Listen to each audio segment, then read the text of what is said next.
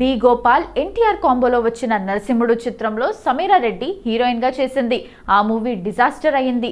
అనంతరం చిరంజీవికి జంటగా జై చిరంజీవ చిత్రంలో నటించింది.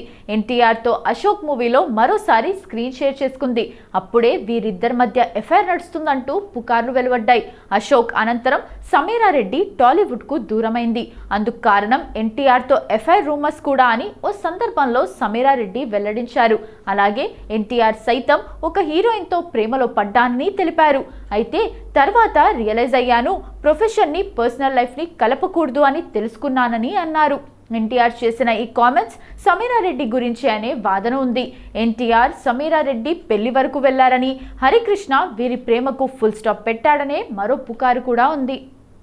చాలా గ్యాప్ తర్వాత కృష్ణం వందే జగద్గురు మూవీలో సమీరా రెడ్డి స్పెషల్ నెంబర్ చేసింది. కాగా 2014లో సమీరా రెడ్డి వ్యాపారవేత్త అక్షయ్ వర్దేను వివాహం చేసుకుంది. పెళ్ళయ్యాక ఆమె సిల్వర్ స్క్రీన్ కి దూరమైంది. వీరికి 2 పిల్లలు సంతానం. వీరిది ప్రేమ వివాహం అట. పెళ్లికి ముందు కొన్నాళ్ళు డేటింగ్ చేశారట. అక్షయ్ వర్దే తల్లికి విడాకులు అయ్యాయట. ఆమె ఒంటరిగా ఉంటారట.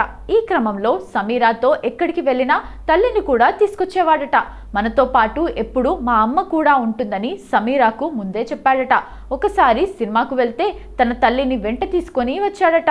సమీరాకు ఆశ్చర్యం వేసిందట. కొన్నిసార్లు రాత్రి ఆలస్యమైతే అత్తారింట్లోనే సమీరా పడుకునేదట. పెళ్లికి ముందే భర్త ఇంట్లో ఉండటానికి తన అత్త ఒప్పుకుందని సమీరా